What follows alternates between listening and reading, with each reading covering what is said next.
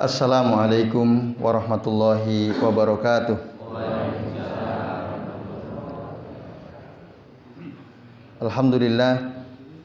Alhamdulillahilladzi hadana li hadza wa ma kunna linahtadiya laula an hadanallah.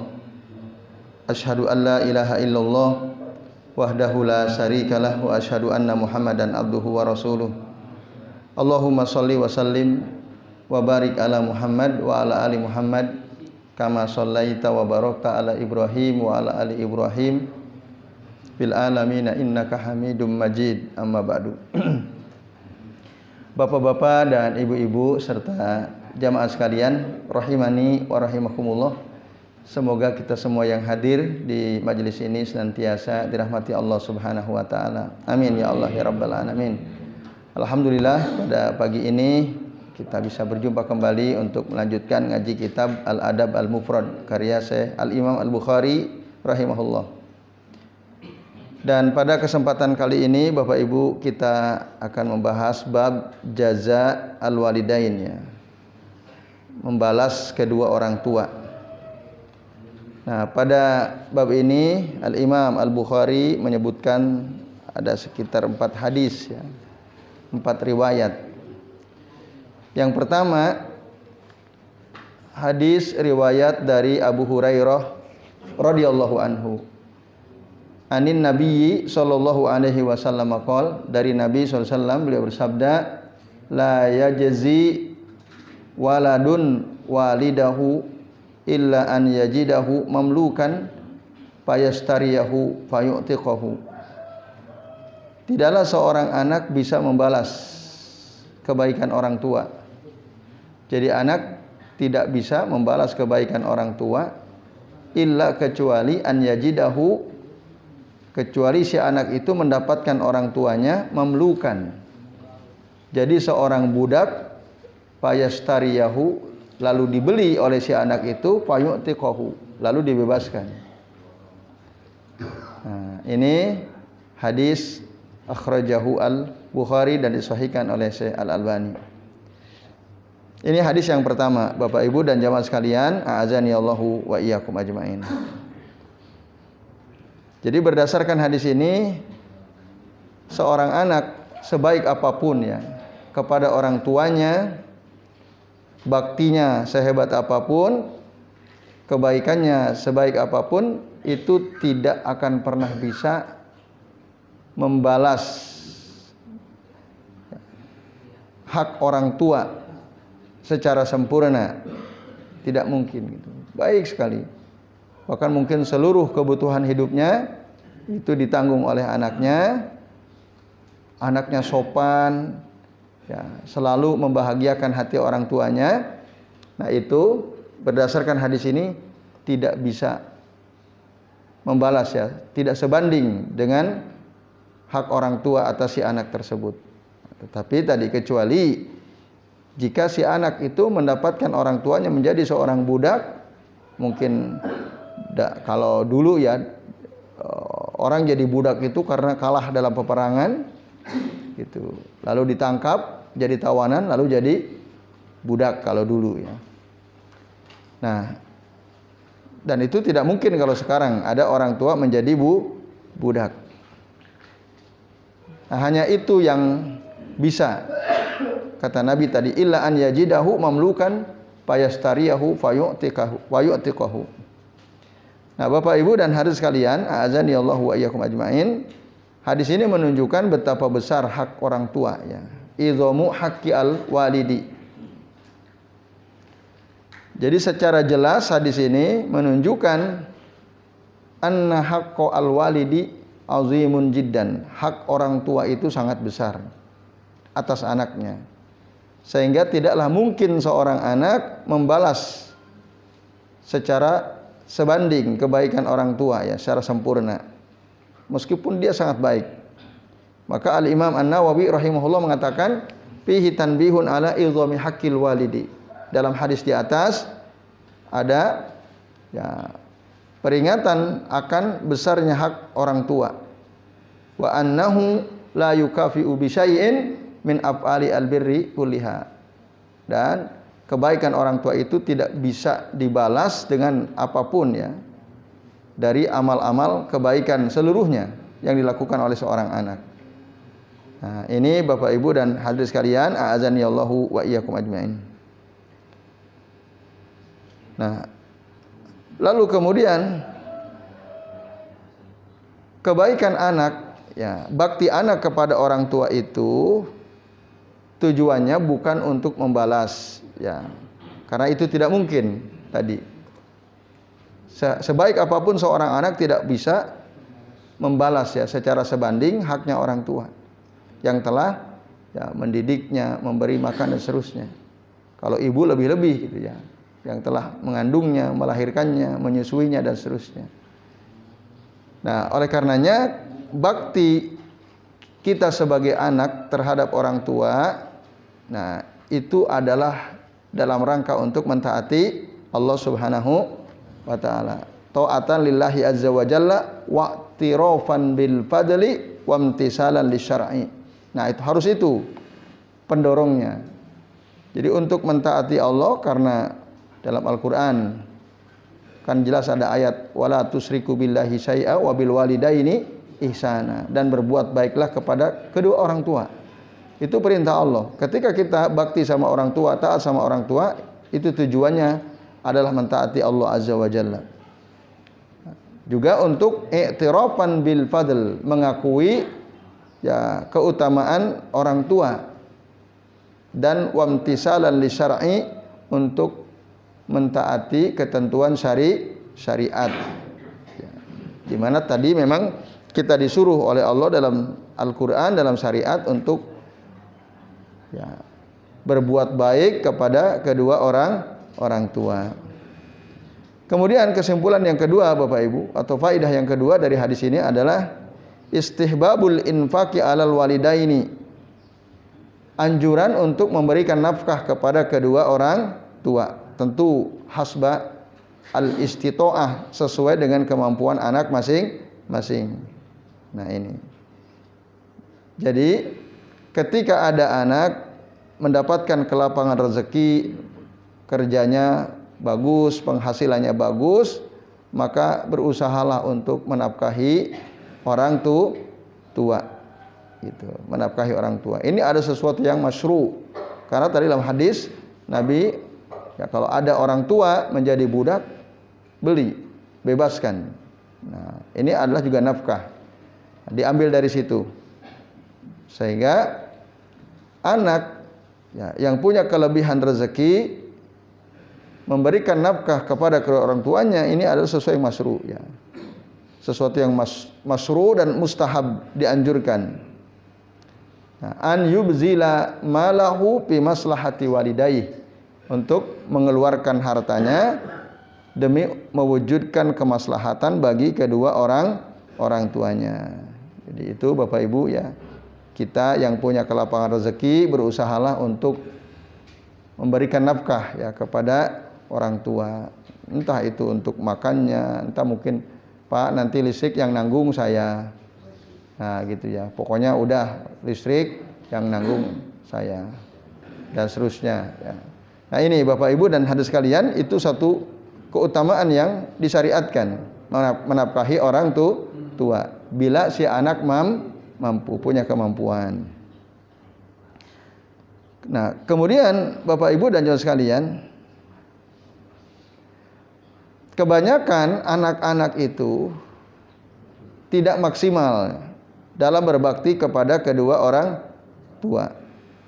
Artinya tidak bisa tadi sebandingnya. Apa yang dilakukan seorang anak sebaik apapun terhadap orang tuanya tidak akan pernah sebanding dengan kebaikan orang tua kepada dia.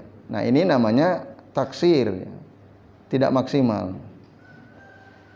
Lalu bagaimana dengan anak yang durhaka sama orang tua, yang suka membentak orang tua, nah, bahkan yang lebih mendahulukan orang lain daripada kedua orang tuanya. Lebih-lebih ya, orang seperti itu ya sangat minimum ya, sangat minimalis kebaikannya untuk orang tua.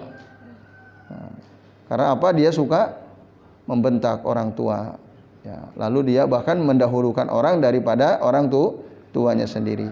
Nah, ini menunjukkan siddatu taksir kasirin minal abna. Betapa banyak ya anak-anak itu yang tidak maksimal dalam berbakti kepada kedua orang tuanya. Nah, ini Bapak Ibu dan hadirin sekalian rahimani wa rahimakumullah. Nah, sekaligus kita bisa memahami dari hadis ini bahwa ya durhaka kepada orang tua adalah sesuatu yang dilarang. Bahkan walau fi adaki suwarihi. Walaupun ya sangat kecil gitu ya, perbuatan yang mencerminkan kedurhakaan kepada kedua orang tua walaupun sangat kecil itu dilarang. Nah, bahkan Al-Qur'an ada wala taqul lahuma uff wala tanharhuma wa qul lahuma qaulan karima. Wala taqul lahuma uff. Uff itu kalau kita baca terjemah gitu ya. Janganlah engkau katakan kepada kedua orang tuamu kata ketika disuruh gitu ya. Nah, makna asal daripada kata uff itu adalah kotoran yang ada di bawah kuku. Al-uff itu kotoran yang ada di bawah kuku. Kalau kita lihat kuku kita hitam Bapak Ibu, nyaman atau tidak? Nyaman atau tidak? Tidak nyaman kan? Nah, walaupun mungkin hanya sekedar kita merasa tidak nyaman. Nah, ini artinya kita sebagai anak tidak boleh melakukan atau mengatakan sesuatu yang membuat orang tua sampai merasa tidak nyaman dalam hatinya. Tidak nyaman. Walaupun tadi berkata gitu ya. Nah, ini. Nah, tolong bantu ibu gitu ya. Bapak bantu terus. Nah, misalnya. Walaupun mungkin ngomongnya pelan-pelan si anak itu ya. Tapi itu membuat orang tua nyaman atau tidak Bapak Ibu? Nggak nyaman. Ya Allah nak, kok baru disuruh gini? Aku terus katanya. Padahal sehari baru sekali disuruh. Nah, ini Bapak Ibu dan hadirin sekalian, a'azanillahu wa iyyakum ajmain. Nah, jadi hati-hati sekecil apapun ucapan atau perbuatan yang bisa membuat hati orang tua tidak nyaman itu dihindari. Ya, dihindari. Kemudian wa anna albirra laisa faqat fin nafaqah. Kebaikan bakti anak kepada orang tua itu bukan hanya sekedar memberikan nafkah tadi, bukan. Bal fi husni al khuluq walayyini al kalam wasabr. Termasuk di dalamnya yang dimaksud albir kebaikan anak pada orang tua adalah akhlak yang baik ya, selalu membuat orang tuanya senang, tersenyum, merasa nyaman gitu ya. Husnul khuluq. Bahkan ya ketika orang tuanya mengeluhkan sesuatu ya anak harus dengan sabar mendengarkan walaupun keluhannya diulang-ulang berkali-kali. Setiap ketemu mengeluhnya itu lagi. Kadang kan begitu ya Bapak Ibu. Orang yang kalau sudah tua keluhannya sama, terus diulang-ulang. Maka sebagai anak tetap harus sabar. Jadi layyinu al-kalam.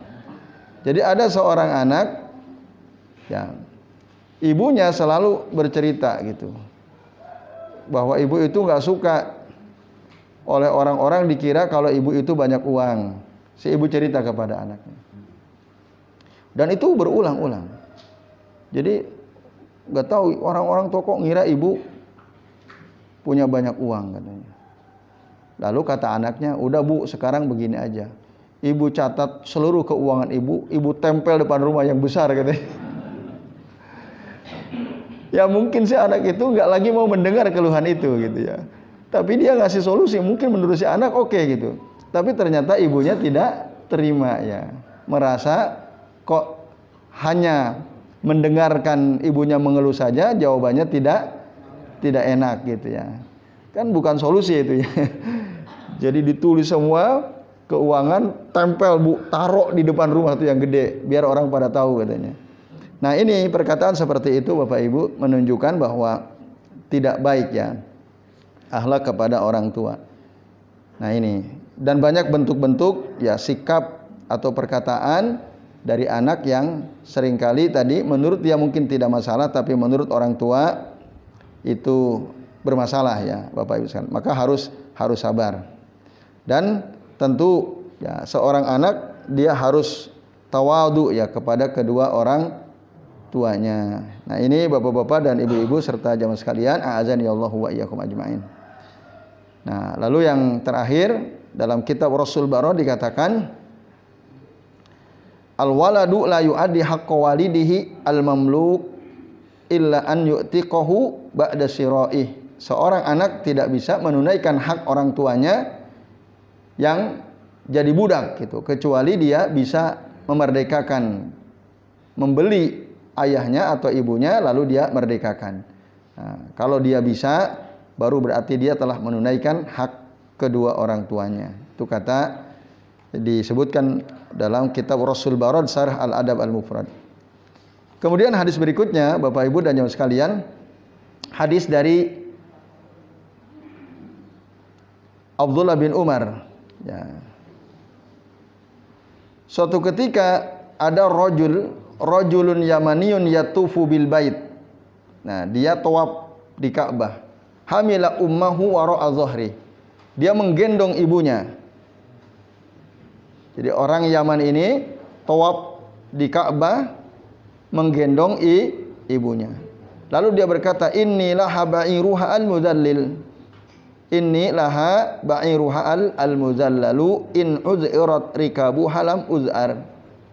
Sesungguhnya aku bagi ibuku adalah tunggangannya, untanya yang ya bisa di al-muzallal itu bisa dikendalikan ya, diarahkan. In uz'irat rikabuha.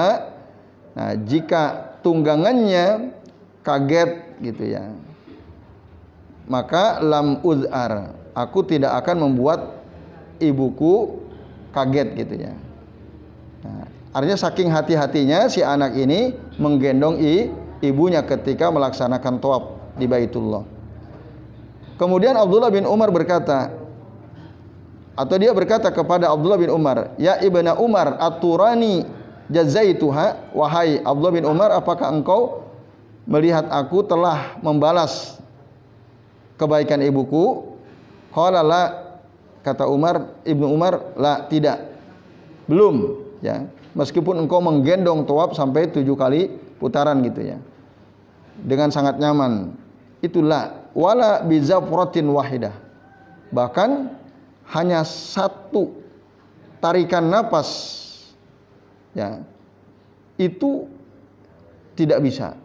Kan seorang ibu ketika dia melahirkan anaknya, napasnya tersengal-sengal gitu ya. Walaupun satu kali tarikan napasnya waktu si ibu itu mau melahirkan si anak, maka kebaikan kamu yang tadi menggendong ibumu untuk tawaf itu tidak bisa sebanding bahkan dengan satu tarikan napas ibumu waktu dia melahirkanmu. Nah, summa tawafa Ibnu Umar, kemudian Abdullah bin Umar beliau pun tawaf, fa'atal maqam, lalu datang ke maqam Ibrahim, fa shalla rakaatain, lalu salat di situ 2 rakaat, summa qala, lalu beliau berkata, "Ya ibna Abi Musa," nah, wahai putranya Abi Musa, "inna kulla rakaataini tukaffirani ma amamahuma." Sesungguhnya setiap 2 rakaat itu bisa menghapuskan dosa yang di depannya. Nah, ini Bapak Ibu dan hadirin sekalian, dalil yang kedua yang dikutip oleh Al-Imam Al-Bukhari tentang balasan kepada kedua orang tua. Nah, di dalam hadis yang kedua diceritakan, jadi ada seorang anak menggendong ibunya. Lalu dia bertanya, apakah perbuatan dia menggendong ibu untuk tawaf dengan sangat hati-hati dan senyaman mungkin sudah bisa membalas? Ternyata tidak. Bahkan hanya satu tarikan napas saja ketika melahirkan itu tidak sebanding dengan itu. Kata Abdullah bin Umar. Nah, ini min asari sahabah ya. Laisa minan nabi, ini bukan nabi tapi dari perkataan sahabat Abdullah bin Umar. Nah, ini Bapak Ibu sekalian. Nah, faedah dari hadis ini adalah al-hasu ala khidmati al-um. Anjuran untuk ya, melayani ibu. Tadi apa yang dibutuhkan oleh ibu, seorang ibu tadi ingin tawaf tapi sudah tidak mampu, mungkin lemah badannya, digendong. Nah, Ini anjuran supaya seorang anak itu berusaha melayani ibunya, bapaknya. Apa yang dibutuhkan dilayani. Itu Bapak Ibu dan jamaah sekalian, a'azani Allahu wa iyyakum ajmain. Nah, faedah yang kedua sama dengan yang hadis sebelumnya, menunjukkan keagungan hak, betapa besarnya hak orang tua atas anak-anak. Gitu. Bahkan tadi Abdullah bin Umar membandingkan kebaikan si anak menggendong ibunya ya, dengan senyaman mungkin, itu tidak sebanding dengan satu tarikan napas si ibu waktu melahirkan. Itu. Kemudian Bapak Ibu sekalian, kesimpulan yang berikutnya, nah, hadis ini sekaligus juga menunjukkan bahwa as-sholatu tukaffiru as-shaghair minaz dzunub. Salat kita itu bisa menghapuskan dosa kecil tadi ya. Tadi karena kata Abdullah bin Umar, setiap 2 rakaat itu bisa menghapuskan dosa. Nah, itu menunjukkan setiap salat kita tukaffiru as-shaghair minaz dzunub. Nah, sekaligus fadlu at-thawab was shalah inda maqami Ibrahim. Keutamaan salat dan thawab. Salat di maqam Ibrahim yang disebut dengan salat sunnah thawab ya, rakaatain. Rakaataini qasiratain khafifatain ya. Jadi setelah Al-Fatihah baca surah Al-Kafirun di rakaat pertama, rakaat kedua baca Al-Fatihah sama membaca surah Al-Ikhlas waktu selesai thawab, dan itu dilakukan jika keadaan lapang di belakang makom Ibrahim. Nah, kemudian Bapak Ibu dan jamaah sekalian, hadis yang ketiga. Nah, ini hadis tentang Abu Hurairah. Kata Abi Murrah, dia mengatakan anna Abu Hurairah kana yastakhlifuhu Marwan. Bahwasanya Abu Hurairah radhiyallahu anhu pernah ya ditunjuk untuk mengganti Marwan. Nah, ini seorang pemimpin gubernur ya. Waktu itu Marwan ada kepentingan lalu minta Abu Hurairah radhiyallahu anhu untuk menggantikan beliau. Nah, lalu Bapak Ibu dan jamaah sekalian, a'azani Allahu wa iyyakum ajmain ya. Wa kana yakunu bi Dzul-Hulaifah. Waktu itu dia ada di Dzul-Hulaifah. Ya, yang dekat ke Madinah kira-kira 6 mil ya, 6 mil jaraknya. 6 mil itu ya tinggal 6 kali 1,7 kilo ya. Nah, fakanat ummuhu fi baitin wa huwa fi akhar.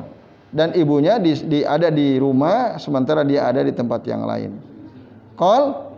Lalu si perawi mengatakan fa idza arada an yakhruja waqafa ala babiha. Apabila Abu Hurairah mau keluar, maka beliau berdiri di depan pintu rumah ibunya. Faqala, lalu dia mengucapkan assalamu alayki ya ammatah. Semoga keselamatan tercurahkan kepada engkau wahai ibuku. Assalamu alayki ya ammatah wa rahmatullahi wa barakatuh. Fatakulu, lalu ibunya menjawab wa alaikas salam ya bunayya wa rahmatullahi wa barakatuh. Dan semoga salam juga keselamatan tercurahkan kepada engkau wahai putraku, juga semoga rahmat dan keberkahan Allah tercurahkan kepada engkau. Lalu Abu Hurairah berkata, rahimakillahu kama rabbaitini shaghira. Semoga Allah merahmati engkau wahai ibuku sebagaimana engkau mendidik aku waktu aku kecil. Lalu ibunya bilang, fatakulu rahimakallahu kama barartani kabira. Semoga Allah merahmati engkau sebagaimana engkau berbakti padaku di waktu aku sudah tua ya. Kama barartani kabira. Summa idza arada an yadkhula sana'a mislahu. Kemudian ketika Abu Hurairah mau masuk ke rumahnya, dia mengucapkan ucapan yang sama seperti pada saat beliau mau keluar rumah. Nah, ini Bapak Ibu dan jamaah sekalian, a'azani Allahu wa iyyakum ajmain. Nah, akan tetapi hadis ini dinilai lemah ya. Fihi Sa'id bin Abi Hilal. Karena di dalam perawi hadis ini ada namanya Sa'id bin Abi Hilal Nah, dia ini banyak hafalannya, banyak bercampur ya, tidak dhabit hafalannya. Nah, sehingga hadis ini dianggap lemah ya, dhaiful isnad, karena ada seorang perawi bernama Sa'id bin Abi Hilal. Nah, tetapi makna yang terkandung dari hadis ini Bapak sekalian, nah ini menunjukkan ya, ihtimamu as-sahaba bi ta'zimi ummahatihim wa du'a lahun. Perhatian para sahabat dalam mengagungkan ibu-ibu mereka dan mendoakan kebaikan untuk ibunya. Nah, jadi apa yang diucapkan oleh Abu Hurairah itu adalah doa kebaikan. Nah, Bapak Ibu dan hadirin sekalian, hadis yang nomor ke-12 tadi dari Abu Hurairah yang kami bacakan itu dhaif, tapi nanti ada yang menguatkan.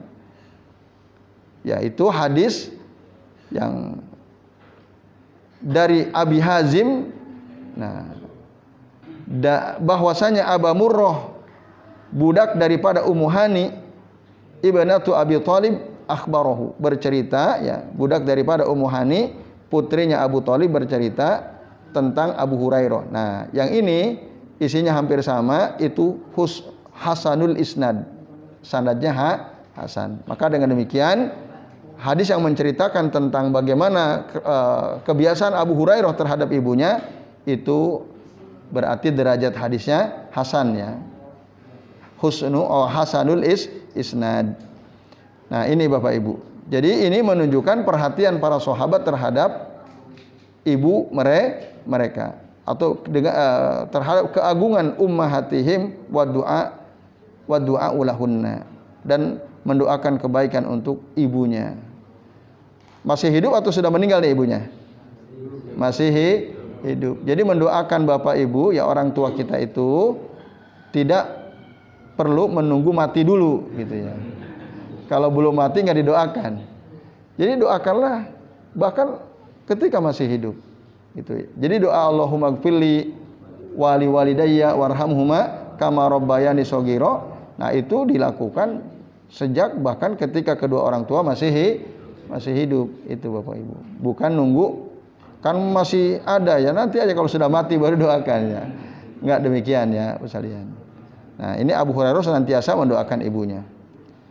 Nah, kemudian di antara kesimpulan penting dari hadis ini Bapak Ibu, orang tua dianjurkan untuk mendidik anaknya sejak kecil ya, sejak kecil, agar anak itu terbiasa mendapatkan kebaikan, mendapatkan manfaat ya, dari orang tuanya. Dengan begitu mudah-mudahan ketika sudah dewasa ya, itu berpengaruh kepada si anak menjadi anak yang berbakti kepada kedua orang tuanya. Tadi ada kalimat kama robaitini shaghira. Abu Hurairah merasa dididik dengan baik oleh kedua orang tuanya. Nah, ini tanggung jawab dan tugas orang tua terhadap anak ya. Mendidik anak dengan sebaik-baiknya ya, syukur-syukur bisa mendidik anak sesuai dengan metode yang dilakukan oleh Rasul Shallallahu Alaihi Wasallam. Nah, ini yang mungkin agak berat ya Bapak Ibu. Karena kalau kita pelajari tentang tarbiyatul aulad fil Islam ya, pendidikan anak dalam Islam, bisa diberikan beberapa contoh tentang bagaimana Rasul SAW ketika ya menegur anak ya, gitu.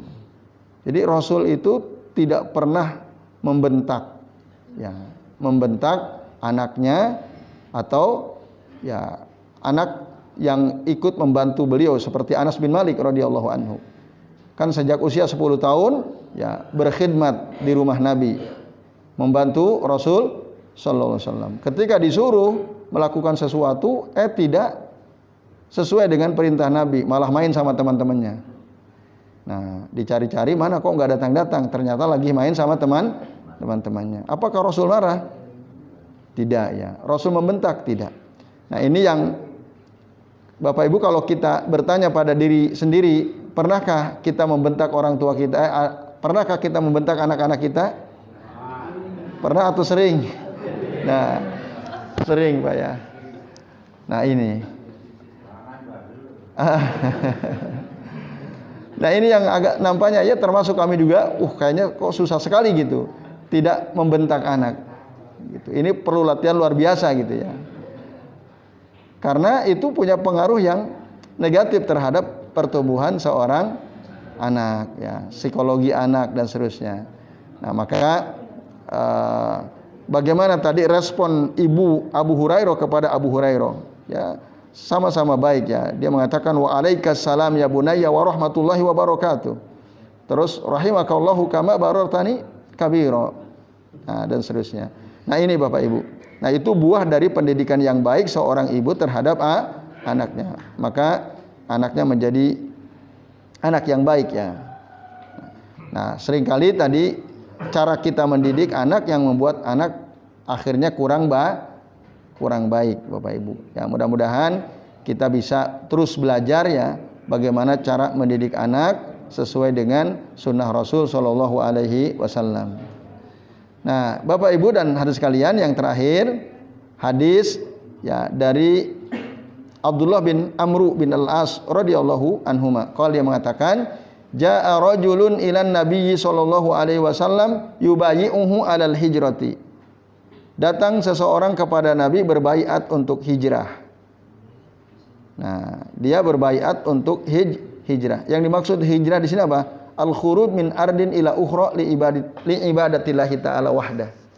Dia mau meninggalkan kampungnya ya ke kampung yang lain, ingin fokus beribadah kepada Allah. Dia berbaiat kepada Nabi sallallahu alaihi wasallam. Wa taraka abawaihi yabkiyani. Lalu si orang ini meninggalkan kedua orang tuanya menangis karena mau ditinggalkan. Orang tuanya sedih ya, kok mau ditinggalkan. Tujuan dia sih mau hijrah gitu. Hijrah untuk bisa fokus beribadah kepada Allah Ta'ala. Lalu apa kata Nabi? Faqala Nabi sallallahu alaihi wasallam irji ilaihima. Pulanglah kamu kembali kepada kedua orang tuamu, wa adhikhuma kama abqaitahuma. Dan buatlah mereka berdua tertawa sebagaimana engkau membuat kedua mereka menangis. Nah, ini Bapak Ibu dan hadirin sekalian, itu perintah Nabi kepada si laki-laki tadi, yang dia baik sih niatnya untuk hijrah, untuk bisa fokus ibadah kepada Allah, tapi di satu sisi dia meninggalkan orang tuanya, bahkan orang tuanya menangis karena mau ditinggalkan.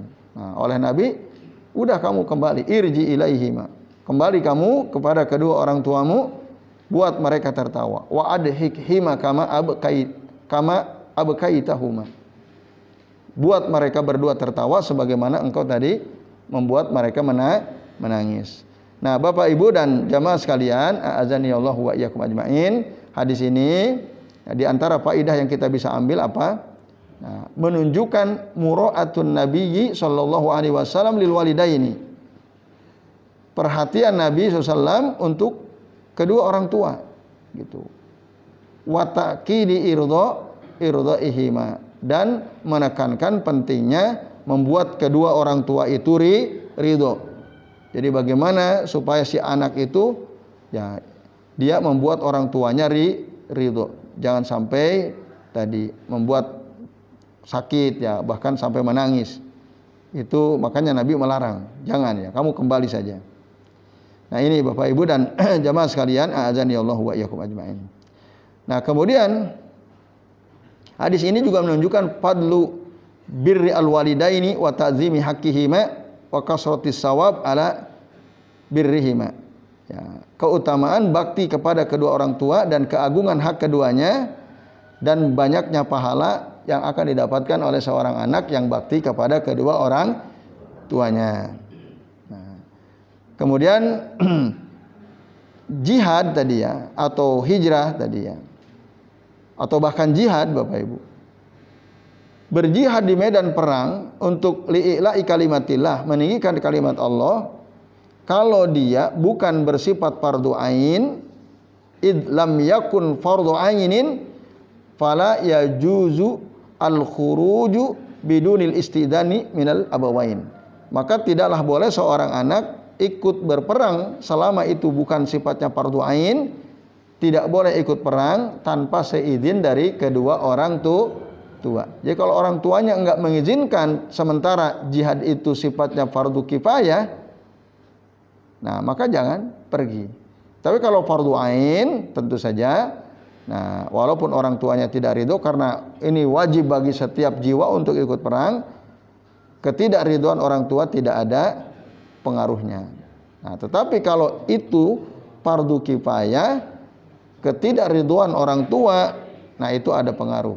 Nah, makanya Nabi menyuruh beberapa sahabat yang masih punya orang tua untuk tidak usah ikut perang karena itu fardu kifayah. Nah, ini Bapak Ibu dan jamaah sekalian, a'azani Allah wa iyyakum ajmain, 4 hadis yang dikutip oleh Al-Imam Al-Bukhari dalam bab jaza'u al-walidain tadi ya, membalas kebaikan kedua orang tua.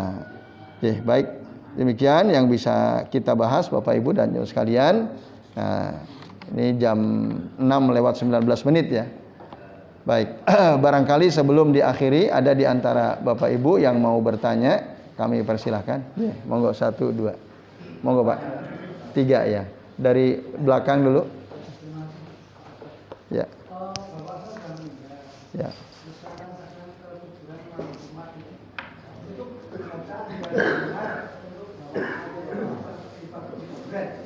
Waktu ziarah kubur.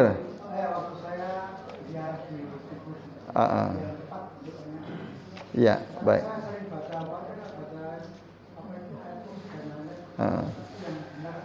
Ya. Waktu ziarah kubur Pak ya? Iya. Baik, makasih Pak. Monggo Mas Haris. Yang saya tanyakan ketika orang tua atau ibu yang membuang bayinya dan bayi itu tumbuh besar di panti asuhan, dirawat di panti asuhan atau dipungut orang lain sampai dewasa dan tidak ketahui orang tuanya entah kemana. Nah, itu cara baktinya si anak itu gimana? Apakah dengan si orang tua yang merawat tadi? Bukan sama orang tua sendiri tapi yang merawat. Yang merawat. Iya, baik, makasih Mas Haris. Monggo Pak. Tentang dua orang tua, apa bedanya al-masilis al-rabbayani sigoro dengan si sogiro? Apa dengan rabbana dina dengan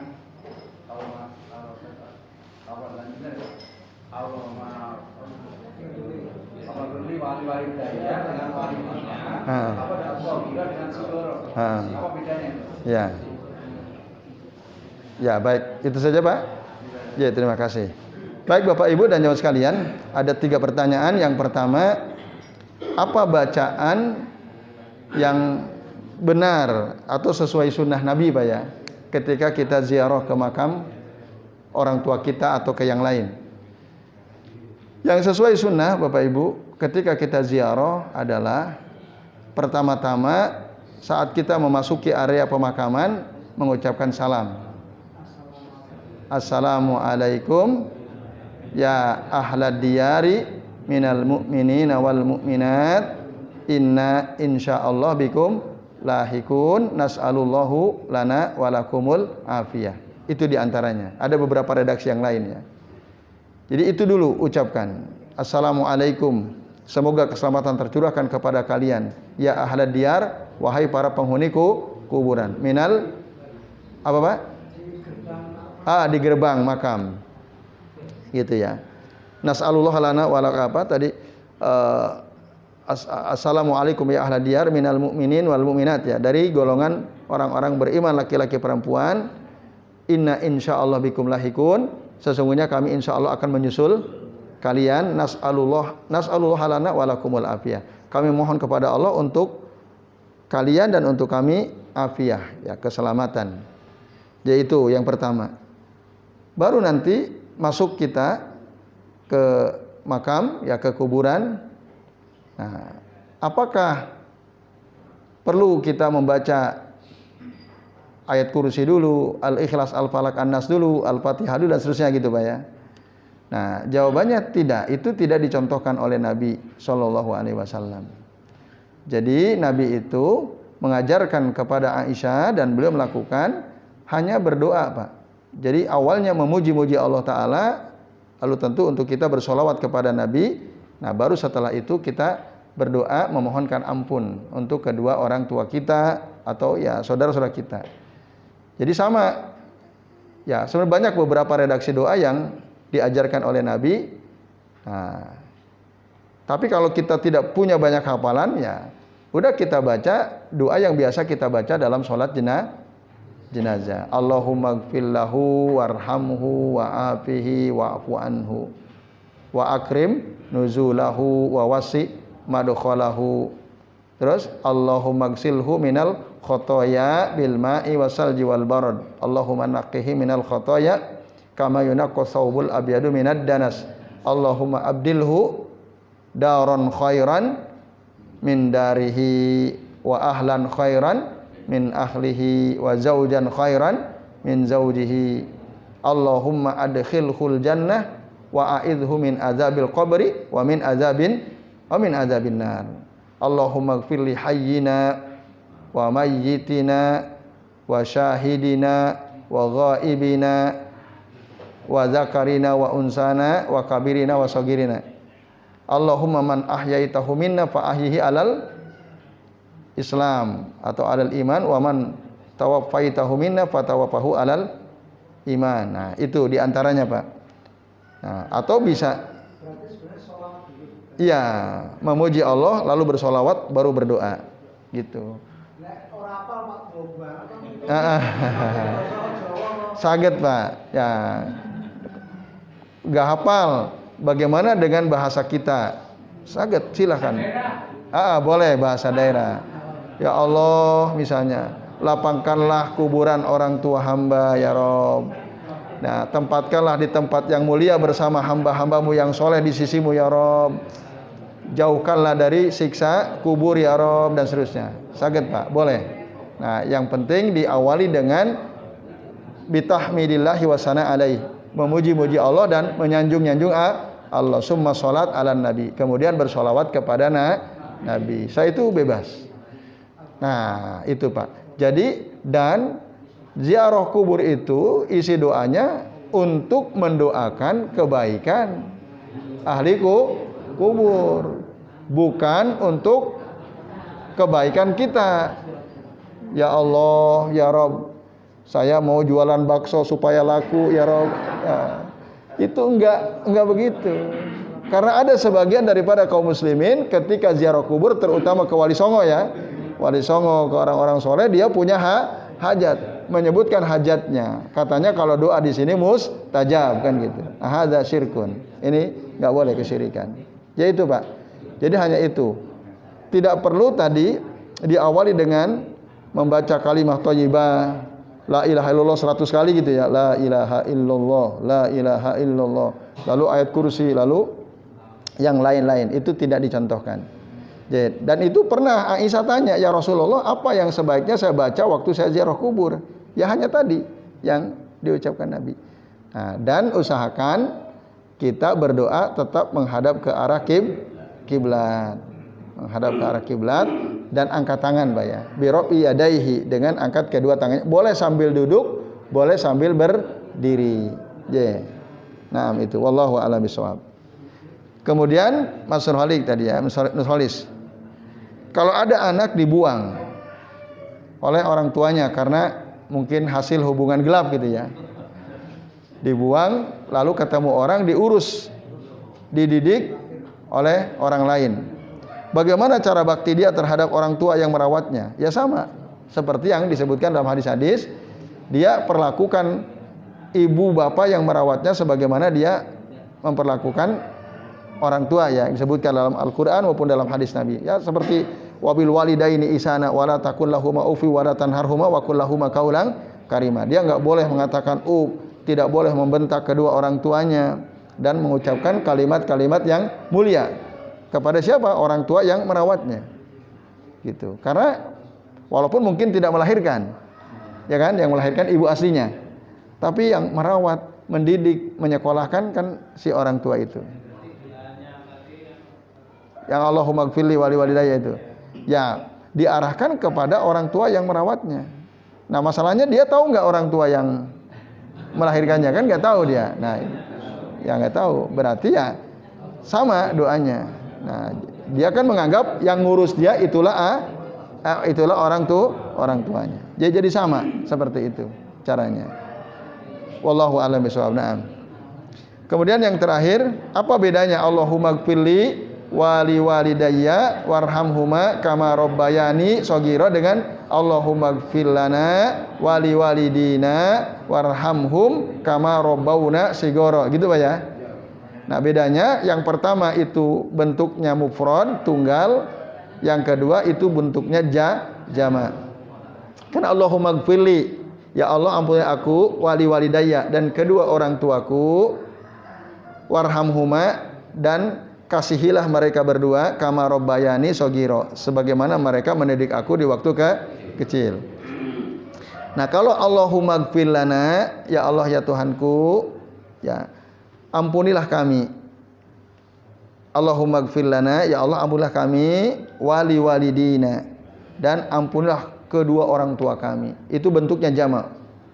Ya, walidin itu bentuknya jamak. Kama rabbawna, sebagaimana mereka orang-orang tua kami itu mendidik kami, sigoro, waktu kami semua kecil dulu. Jadi sigor itu jamak daripada sogir. Nah, robbau itu bentuk fi'il madi jamak daripada robbayani. Kemudian walidina itu bentuk jamak daripada walidayya. Nah, itu Pak. Nah, kapan kita menggunakan bentuk tunggal, Allahumma gfirli wali walidayya warhamhuma kama rabbayani shaghira, dengan kapan kita menggunakan bentuk jamak?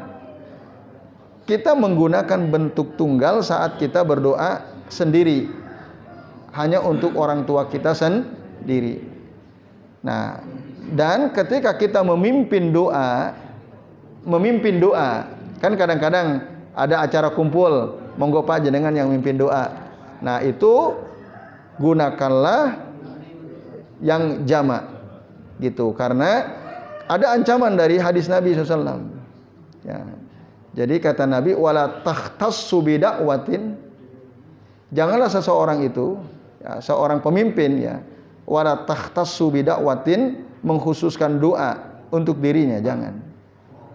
Wa man fa'ala faqad khanahum, barang siapa yang melakukan, ya, dia berdoa untuk dirinya sementara dia memimpin doa untuk orang banyak, faqad khanahum, maka sungguh dia telah berkhianat kepada jamaah.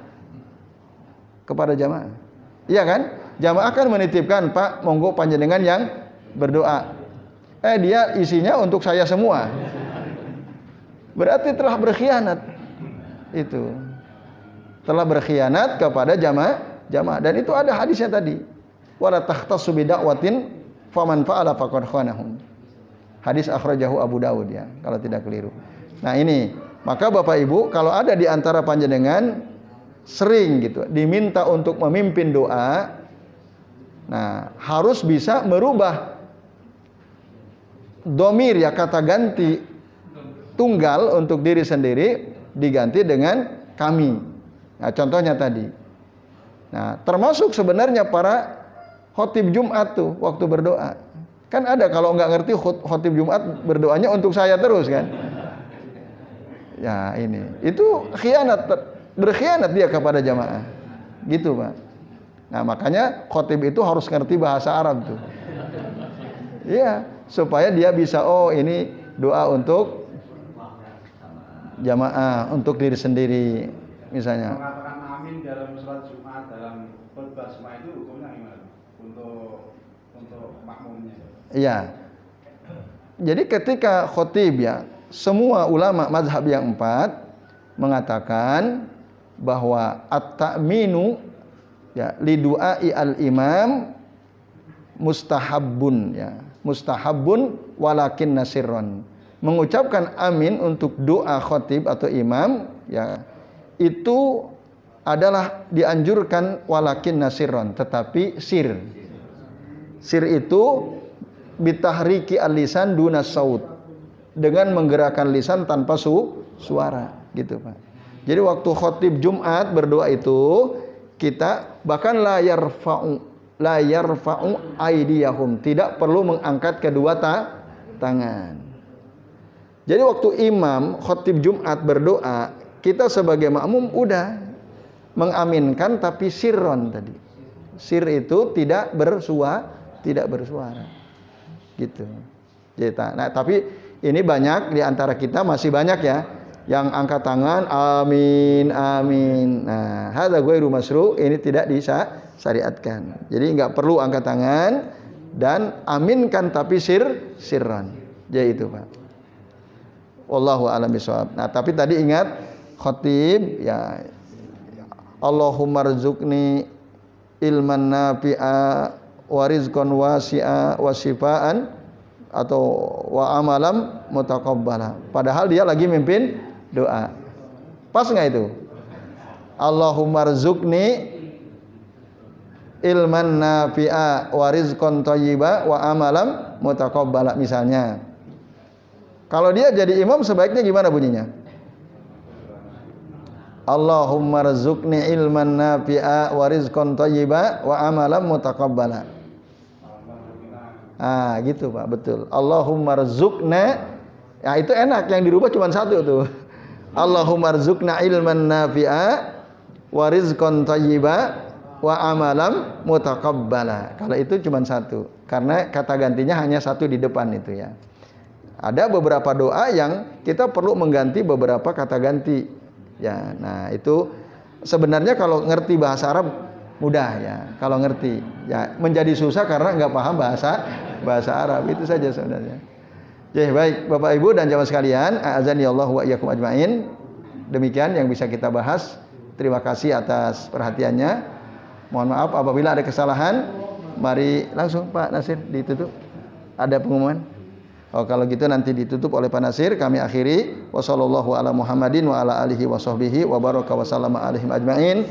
Billahi taufiq wal hidayah. Wassalamualaikum warahmatullahi wabarakatuh.